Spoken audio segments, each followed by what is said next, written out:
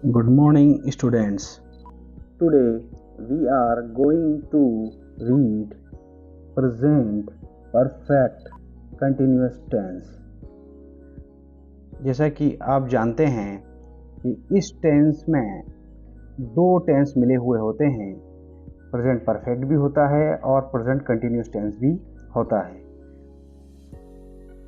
हिंदी में पहचान करने के लिए इस बात का ध्यान रखना ज़रूरी है कि अंत में, हिंदी के वाक्यों के अंत में रहा है, रही है, रहे हैं या रहा हूँ के साथ में टाइम जुड़ा हुआ होगा।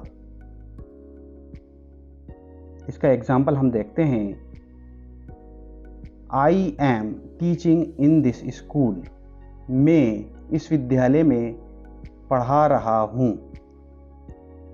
यहाँ पर समय नहीं है तो ये प्रेजेंट कंटिन्यूअस टेंस का सेंटेंस हुआ। अगर इस टेंस में अगर हम समय जोड़ देंगे तो ये प्रेजेंट परफेक्ट कंटिन्यूअस टेंस बन जाएगा। जैसे हम आगे एक एग्जांपल देखते हैं। He has been teaching English for 2 years। वह अंग्रेजी 2 साल से पढ़ा रहा है। यहाँ पर 2 years जुड़ने की वजह से ये एक नया टेंस बन गया, जिसे हम प्रेजेंट परफेक्ट कंटिन्यूअस टेंस कहते हैं।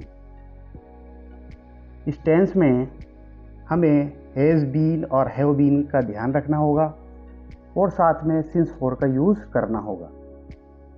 अब हम इसका फॉर्मूला देखते हैं। एफर्मेटिव वाक्य इसमें कैसे बनाया जाएगा। सबसे पहले इसमें सब्जेक्ट लिखा जाएगा, फिर हैज़ या हैव लिखा जाएगा, फिर बीन आएगा, फिर मेन वर्ब की फर्स्ट फॉर्म में आईएनजी, उसके बाद में ऑब्जेक्ट और उसके बाद में सिंस या फॉर का यूज़ होगा और उसके बाद में टाइम जो दिया गया है उसको लिखा जाएगा। जब नेगेटिव बनाना है तो सब्जेक्ट के बाद में हैज़ या हैव और हेल्पिंग वर्ब के बाद में नोट का यूज़ करते हैं। इससे पहले वाले टेंस में भी हमने देखा था, नेगेटिव सेंटेंस जब भी बनाते हैं तो हेल्पिंग वर्ब के बाद में नोट लिखा जाता है। ये एक नया टेंस है इसलिए इसमें बीन जोड़ा गया है।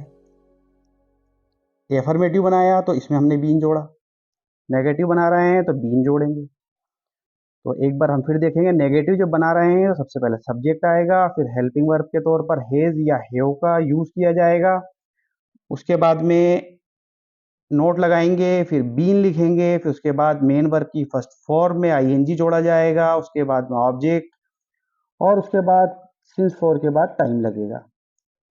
इसी की तरह से हम इंट्रोगेटिव सेंटेंस जब बनाएंगे तो हैव या हैव को पहले लिखेंगे, उसके बाद में सब्जेक्ट, फिर बीन, फिर मेन वर्ब की फर्स्ट फॉर्म में आईएनजी, फिर ऑब्जेक्ट, फिर सिंस या फॉर का यूज होगा, फिर उसके बाद में टाइम लगा दिया जाएगा और मार्क ऑफ इंट्रोगेशन लगा दिया जाता है अंत में। अब हम इसका उदाहरण देखते हैं। मनोज 2 बजे से मोबाइल देख रहा है। अब यहाँ पर अगर समय इसमें जुड़ा हुआ नहीं होता 2 बजे से तो हम इसे प्रेजेंट कंटिन्यूअस टेंस कह सकते हैं। मनोज मोबाइल देख रहा है तो मनोज इज वॉचिंग मोबाइल। लेकिन यहाँ पर हमने देखा कि यहाँ समय जोड़ दिया गया है 2 बजे से, तो ये प्रेजेंट परफेक्ट कंटिन्यूअस टेंस हो गया। अब इसी को हम एफर्मेटिव फॉर्म में बनाते हैं। तो सब्जेक्ट आ जाएगा मनोज, उसके बाद हेल्पिंग वर्ब हैज, उसके बाद बीन जोड़ दिया गया है। यहाँ बीन दे रखा था तो हमने यहाँ बीन जोड़ दिया। उसके बाद वॉच मीन्स देखना, इसमें आईएनजी लगा दिया तो ये वॉचिंग हो गया। उसके बाद मोबाइल, फिर सिंस 2 o'clock। अभी यहाँ पर जो 2 चीज़ें ज़्यादा ध्यान रखनी है कि हेल्पिंग वर्ब का, कि हैज बीन किसके साथ आएगा और हैव बीन किसके साथ आएगा। तो हैज तो हमेशा सिंगुलर सब्जेक्ट के साथ में आता है। ही, शी, इट या कोई सिंगुलर नाउन या कोई सिंगल नेम अगर दे रखा हो तो उसके साथ हैज बीन लगाना है। और हैव बीन जो होता है वो आई, वी, यू, दे या कोई प्लूरल नाउन के साथ हैव का यूज किया जाएगा। इसी में हमने देखा 2 बजे से देख रहा है, तो 2 बजे एक एग्जैक्ट टाइम है। पॉइंट ऑफ टाइम है इसलिए सिंस का यूज किया। अब नेगेटिव बना रहे हैं, Manoj has not been watching mobile since 2 o'clock। यहां पर हमने ध्यान रखना है कि हेल्पिंग वर्ब के जस्ट बाद में नोट लगाना है, बाकी वही सेम चीज रहेगी, कोई इसका जो फॉर्मूला है उसमें कुछ भी चेंज नहीं करना है। अब इसका इंट्रोगेटिव बना रहे हैं तो इसमें आने वाली हेल्पिंग वर्ब को पहले लिख देना है। तो has Manoj been watching mobile since 2 o'clock। अगर हमें इसका इंट्रोगेटिव और नेगेटिव आगे और बनाना है तो हमें ध्यान रखना है कि नोट जो है सब्जेक्ट के बाद में लगाना होगा।